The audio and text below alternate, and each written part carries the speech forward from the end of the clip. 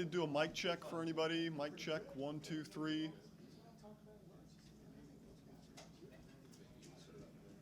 Excuse me, Tom, I want to record everything you say. It's important. Don't want to miss it. Does anybody need a mic check? 1, 2, 3. Testing. All right. Thanks, Richard. You can set it right here if you want. Okay. Okay. Hey, everybody. Thank you for coming to Saluki Basketball Media Day. The first order of business, I think, needs to be we just hired a new member of our staff. We have a women's basketball SID. He started yesterday. His name's William Beck. So welcome to Will. And he'll be the person that you go to for all of your women's basketball coverage this year. The format for today, we're going to have Coach Hinson go first. He'll make an opening statement, take some of your questions. And then after Coach Hinson's done, we'll have Coach Stein. And then it'll be the same press conference style format. And then afterwards, we'll do one-on-ones. You'll have a chance to sit down with each of the players, spend an extended period of time with the players and get to know them. We'll do the women first and then the men second. So we'll get started. Coach Hinson. Okay, thanks, Tom. Yep. I see the Huff duo here. Just a little shout out to the younger of the Huffs. This is a sweater that I bought from him and had monograms. So my attire today is being supplied by Dillard's, run by the Huff department over here. So I guess an opening statement is that I told a group of gentlemen last week we had a guys' night out, and we had a question and answer series at the end of it. And I told them that I am as excited or more excited today than I was the day I took the job. And I really like this group of young men. On paper, it looks like we have 7 new guys. We actually have 9 new players because we have the 2 red shirts. We have 3 new staff members, so it's a kind of a change of pace around here. We've got, like I said, we've got a lot of newness. I like our schedule. I think it's conducive for this type of team that we have. I think it's tougher than what we played last year, and entered the season as I always enter. I think every coach always enters the season optimistically, but I go back. I really like this group of young men. I'll open it up to you guys for questions. Coach, what's the next step for this program? Well, I think the next step is to have a winning season. I mean, I think we all know that, and I'm ready for that too, Kelly. I'm ready for that. And I think the next step is for us to get out of the bottom half of the league.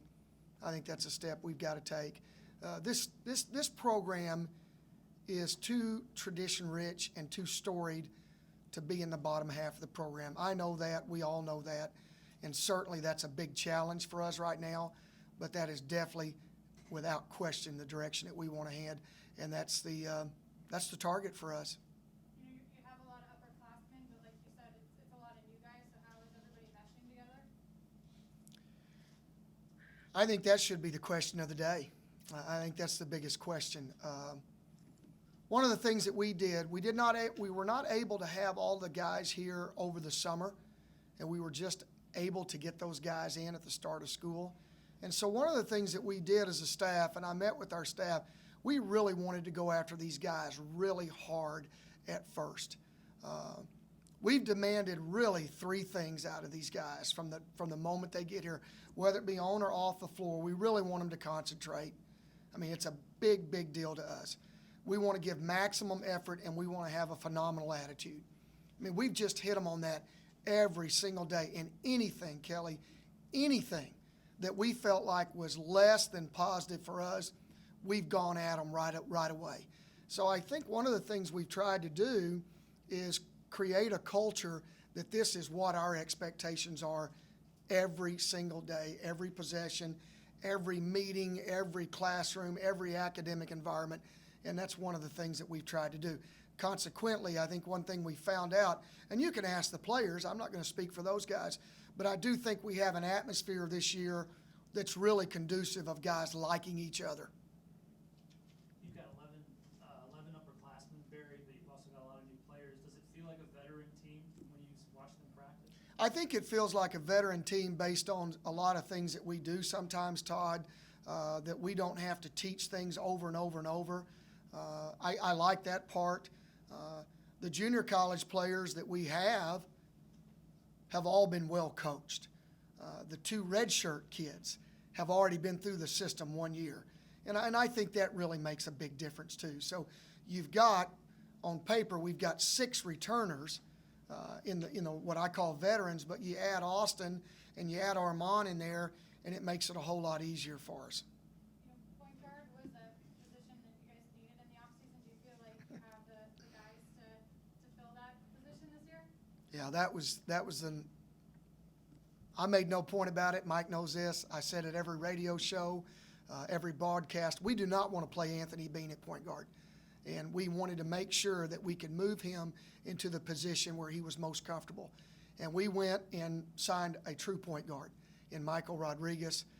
Michael's fall has been very, very impressive. I cautiously tell you that because as most junior college players go, the common rule is you get about a year and a half out of those guys. There'll be a period of adjustment. Sometimes it's first semester, sometimes it's second semester.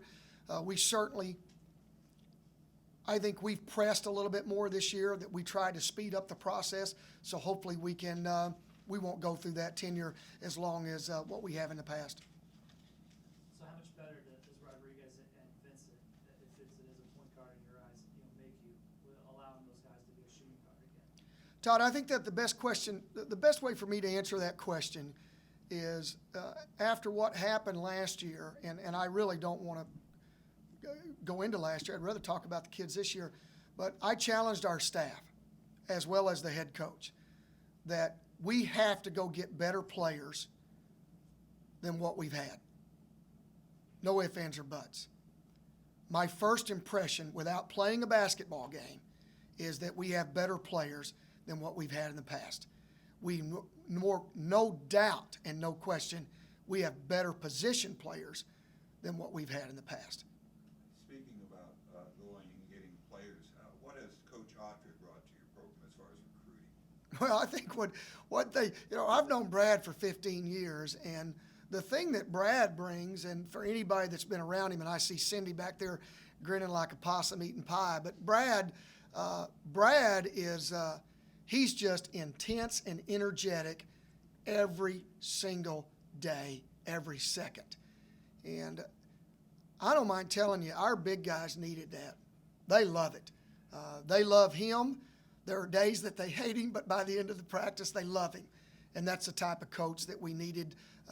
That's our type of coach we always want to have a part of our program. But his energy level, I'm not the only Energizer bunny rabbit out there right now. There's another sheriff in town that's got a lot of energy, and it's certainly Brad. And what's happened is it's been contagious for everybody, including the head coach. Has he opened up any new areas as far as recruiting? No question. I'm not allowed to comment right now on recruiting. You guys read Twitter, and you've seen the tweets. You've seen the tweets. Sorry, I'm just not tech. You've seen the twits, but our guys have done a good job in the fall. It was really important for me to go back into a certain region and secure players, and I'll let you guys read between the lines there. I thought it was very important for us to go back into a certain region and prove to people that this still is our hotbed and this is where we want to be. Where else do you feel you're better, Barry, in addition to point guard? Mike, I think our There you go. reminds me of Dillon Church. I won't bring it up, but I think our bigs are better, Mike. I think our bigs are better. Dang's a lot better. He's limited. We know that, but he's a lot better. We've simplified the game for him. Ibby's still Ibby, but he's still, Ibby's going to be able to play, hopefully, Mike, 3 to 4 minutes at a time period because his knees they're bad. They're bad. I mean, and there's nothing we can do about it. We can't hurt him anymore. I don't mind talking about it openly. He can't play for prolonged periods of time. One thing that's helped Ibby is in graduate school right now, and he has 3 night classes, so he misses basically 3 practices a week, which will give him a chance to be a little fresher. Bola, without question, had his best practice of the day yesterday. I mean, he completely dominated the floor, and I'm really excited about the freshman. I think when you're 18 years old and you play on a 20 and under national team for a European country that's known for basketball in Latvia, I think that's promising. And he's like a deer in headlights right now, and we all understand that being in Southern Illinois. But he's better. So I think that's, and I think our other players are a lot more confident. Tyler Smith-Peters, I don't mind. I'll make a bold statement here. I don't normally do that at press conferences. Tyler Smith-Peters is going to have a heck of a year. He's going to have a heck of a year. He's shooting the ball better than he's ever shot it. I think a lot of pressure's off of him now because we have a point guard. We have Leo Vincent, Armand Fletcher. Armand Fletcher's our best shooter statistically all summer long. We've not done anything in the summer, and we've not done anything in the fall that we haven't statted. Everything. Every sprint, every rebound, every turnover, every assist. And I do think we'll protect the ball better. I don't think we'll turn it over quite as much. We're still going to turn it over. I know you're looking at the list. We're still going to turn it over. Don't worry about that. But I do think we have a chance to maybe have more assists this year than turnovers, and we haven't done that in the 3 years I've been here. How do you see the new point guards meshing with Dean so far? Yeah, I think that's been good. And the reason I say that is because he understands his role. We never mixed words in the recruitment, Mike, ever. From the very word go. And he played for probably one of the sternest and meanest guys I've ever seen in AAU basketball in Leo Papil for BABC. And Leo was in those guys' tail every single day. And I knew I was getting a tough kid. And then I knew the program that he was coming out of, Marshalltown, was a very respected junior college program. And at the same time, this kid had more assists than turnovers. And his most glaring stat, I think, was most impressive, which I think with the new rule changes will help us. He shot the second most free throws of anybody in the country last year in junior college basketball. And I think that's huge this year. I think if you can get to the free throw line, there are going to be, I believe this, every game at the start of the season, you're going to see 40 to 50 free throws a game to start the year. Barry, did you guys make a conscious effort to recruit three-point shooters? Yes. And have you seen it take effect in practice so far? Yes. What's the biggest concern for you going in?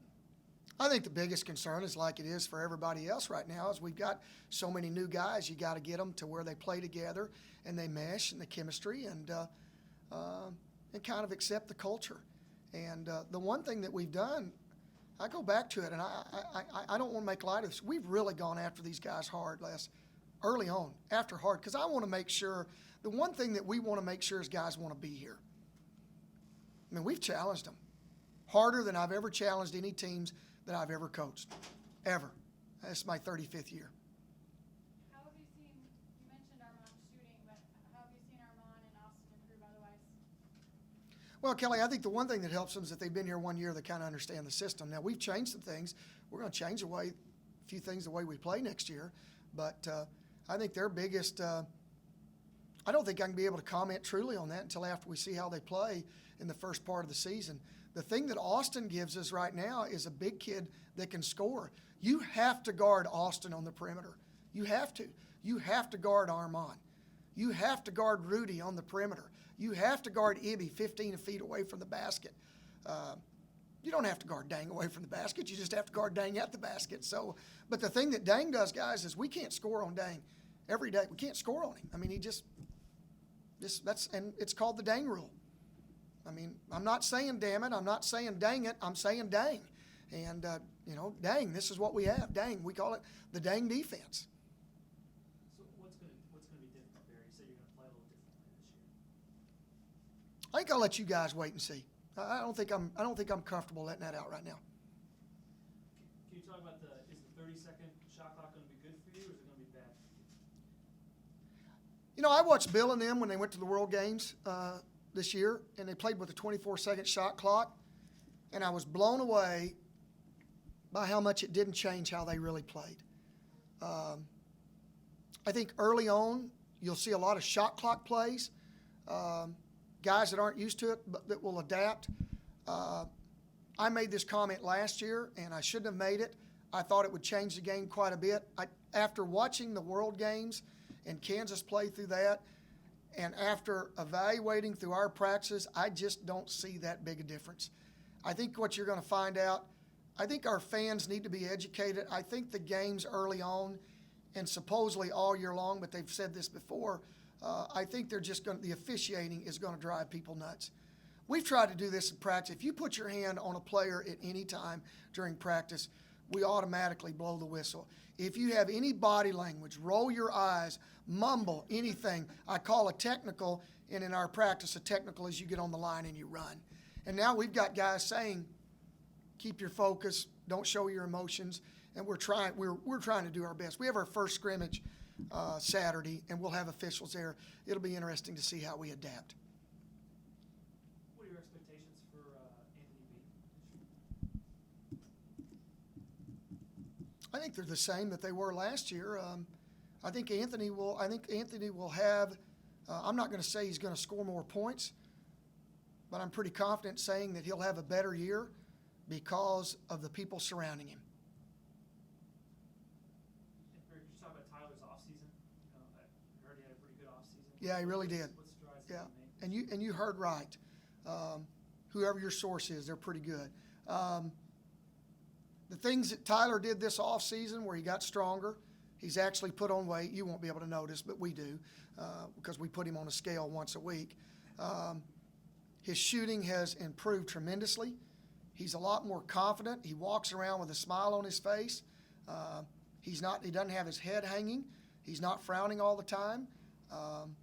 He's in the office all the time, and we're gigging him back and forth. And I don't have a problem making the statement I made earlier. I think you're going to see this kid's going to have a solid year. He really will. You mentioned making sure kids want to be here.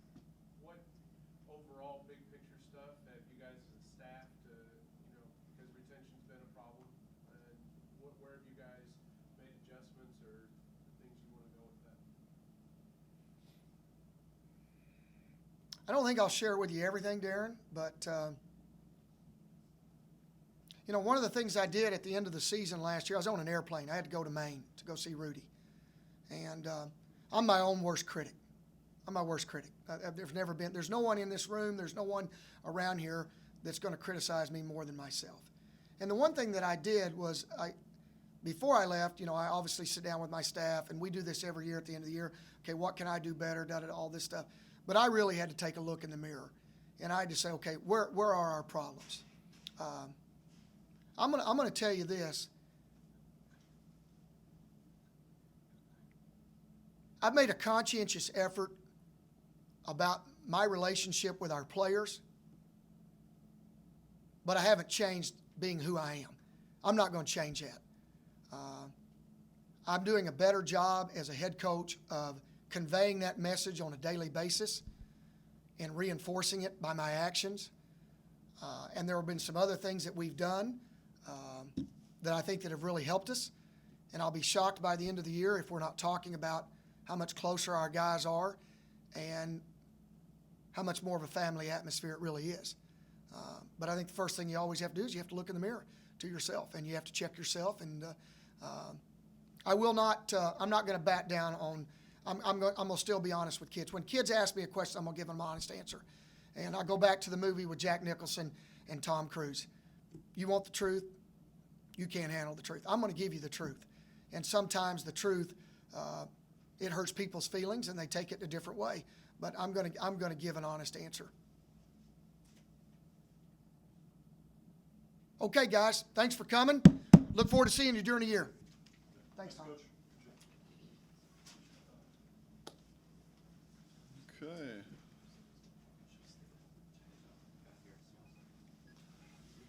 All right, next up we have head coach Cindy Stein. She returns all 5 starters, playing in the preseason NIT this year, so looking forward to an exciting season. Coach Stein? Can we raise the podium from Barry's? I'm sorry. Okay, we'll see you guys later. Well, I appreciate everyone being here. We're really excited about this season. It's interesting, this summer to this fall, wherever I go, I always get asked, how good are you going to be this year? Everyone's expectations are pretty high for us. And that's okay. I keep in my head saying, you got to be rational. And, we're 2 years removed from having a 5-25 season to obviously going into this year where everyone expects us to be a 20-win plus season. And that's okay. Our players expect the same thing.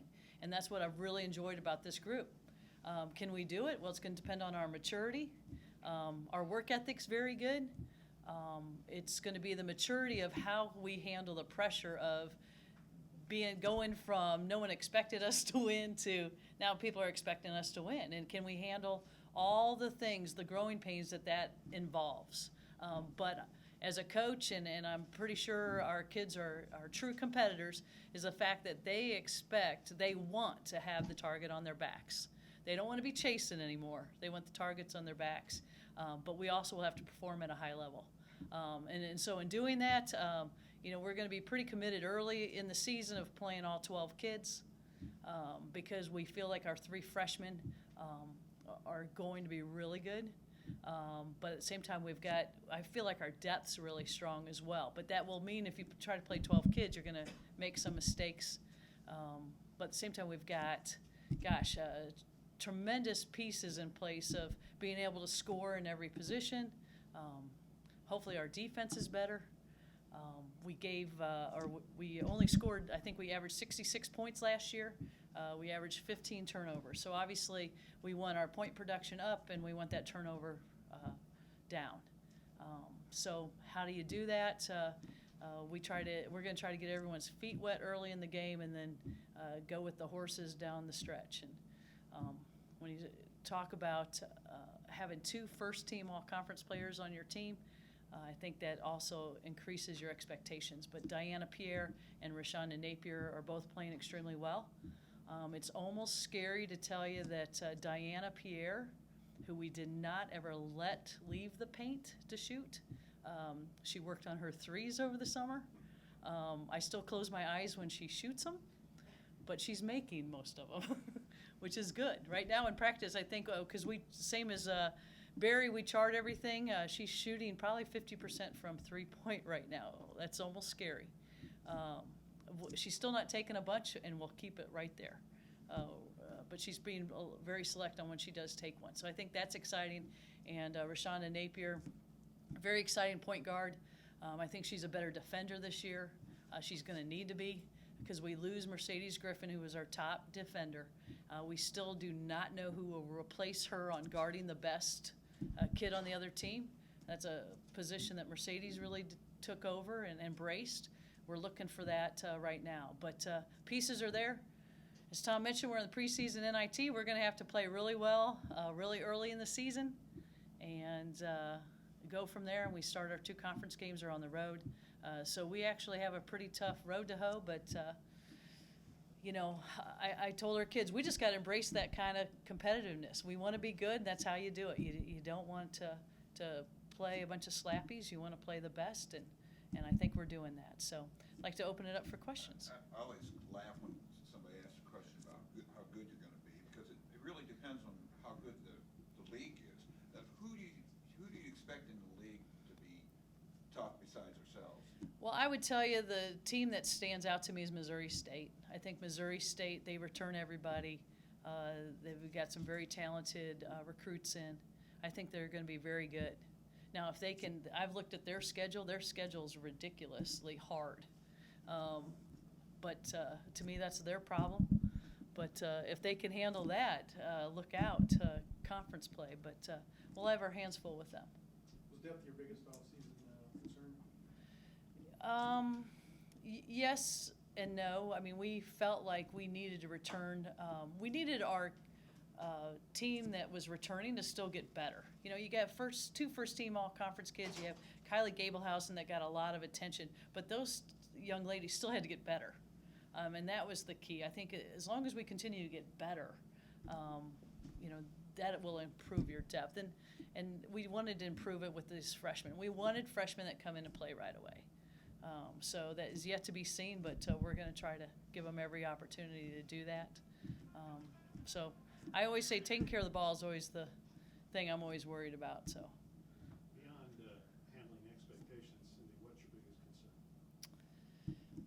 I think a coach is, in the back of their head, you're always one or two injuries away from anything bad happening.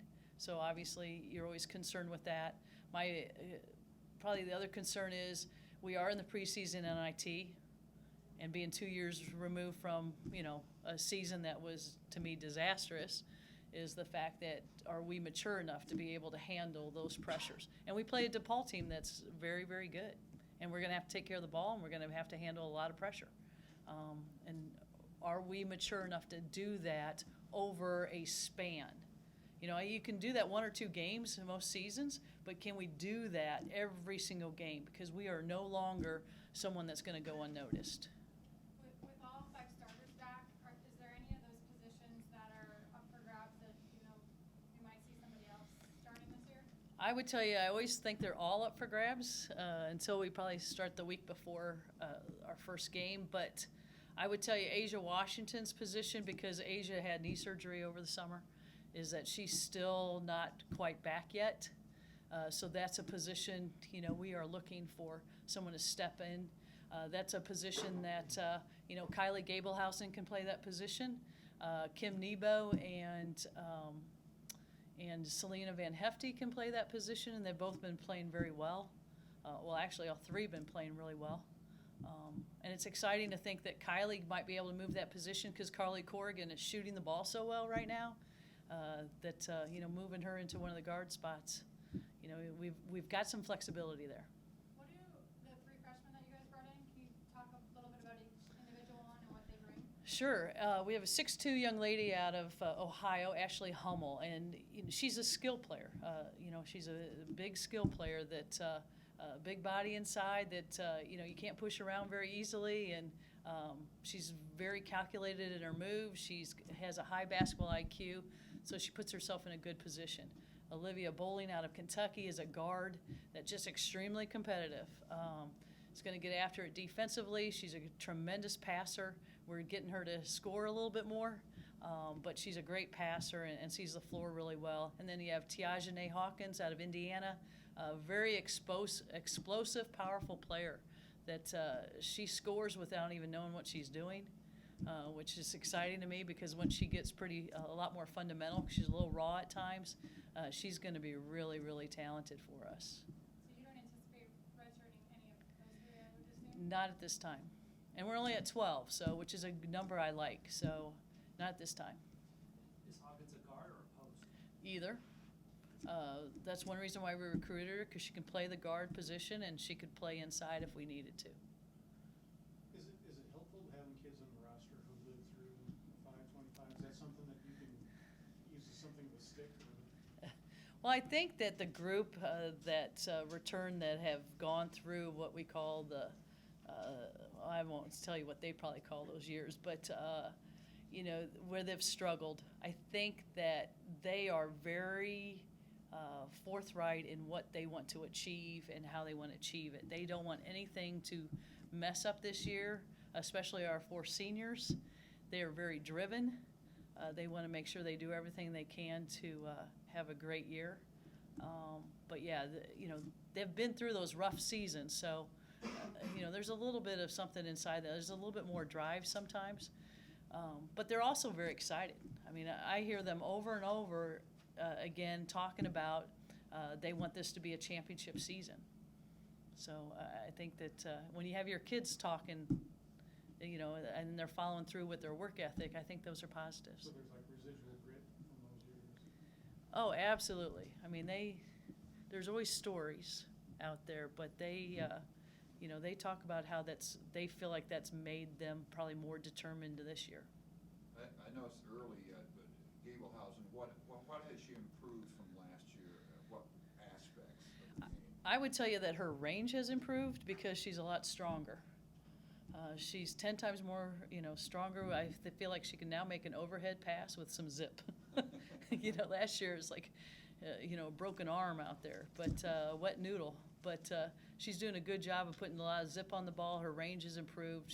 Her shot release is quicker. And then her defense. She's playing really good Certainly defense. Her confidence couldn't have yes, last year. Well, she's a, Kylie's a pretty humble kid, so talking about confidence with her, she's extremely humble, so she's very hard on herself. So we'd like her But she confidence wasn't to be. afraid I- to, what I meant when she wasn't afraid. to- No, she's not afraid do because she's a something. competitor, but I would like her to have a little bit more swag in her. Okay. Have the new rules affected the way you run practice or what you work on practice? Barry hit upon that a little bit about, anytime you touch somebody, they're going to call a foul. I think that's just always hard because, we thrive on toughness. And, when a kid gets hit in practice, it's like you can't call a foul every time and then they think, well, you want a little physicality in there because honestly, you don't know how it's going to get called during the year because a lot of times it gets called tight and then they ease up as it goes on. So, and like I said, we want a physical game because that's a strength of ours. So, from that aspect, I think that just all the touch fouls out front, you can't, they say you're allowed to touch them once and then you can't touch them a second time. Well, they always call the first one for every time I've seen it. So, I think that's probably the only one beyond, the after 59.9 seconds on the clock where we can get the ball at the 28 feet, the hash mark.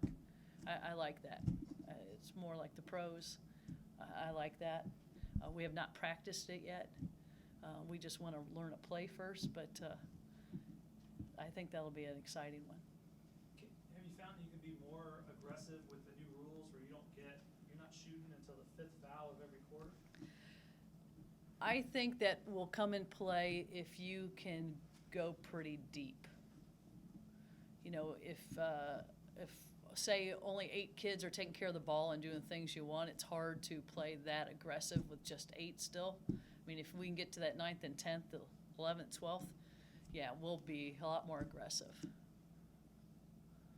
Coach, so Diana shot almost 56%. Can she get to 66%, or what's the difference? Yeah, I think so. I mean, I feel like she can. I feel like she's a better shooter. She's got a better grasp of what her shot feels like intrinsically, and so she can fix it herself versus she's got to have somebody watch and tell her what she's doing wrong. I mean, I feel like she's just, her basketball IQ in that aspect is much better. And she's taken better selection of shots too. And I think that's important. She's got a lot more weapons on the perimeter now than she did last year. In what instance would you allow her to shoot a 3-point without throwing a clipboard at? She's wide open. I told her she could let one loose, but she better make it because she won't get another one. So, how's that for a rule? We'll see how it goes. You mentioned the increased depth. Can you compare to practices from where you started and where you are now, and how that will help you going forward? Well, I would say that, our first month of practice when I first got here, I think we did probably 4 or 5 layup drills every practice and a lot of passing with 2 hands and catching with 2 hands. I mean, it was so fundamental because we had to. And that's where, now we can just implement so much more.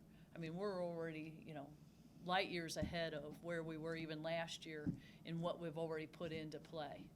So it's an exciting time for us. How does the competitiveness in practice help you moving forward? Well, it's huge. I mean, we keep the stats. We've got efficiency ratings. We give our kids Superman shirts when they have the best stats for the day. They love it. It gets pretty competitive out there. And you've got to have that. I mean, there's not been a time where we don't have kids, grappling for the ball somewhere and diving on the floor, and that's what you want. It's only going to make us better. Until we play a game and figure out how we are with somebody else. So we're pretty competitive with one another, and we still like each other, and that's good. Who would you say is maybe the most improved player from last year to this year? There's 2 people that stick in my mind right now. Well, there's probably 3 actually, but I would tell you Carly Corrigan has really improved. I mean, she's worked all summer long on her ball handling and her shot, and her defense is looking really solid. And she's such a good leader anyway. She's going to see a lot of time on the floor. Blair Stevenson, is playing really well right now. And she's really competing hard with Rashonda Napier at point guard. And I think they're just making each other better, even getting to the point where we're looking at playing both of them at the same time as well, instead of one behind the other. Selena Van Hefty, there's times and days that she looks like, she could be one of the best players in the Valley if she, but she's got to do that on a daily basis. But there's moments that she looks really, really strong. Okay. Any more questions? Thank you. Okay, we're gonna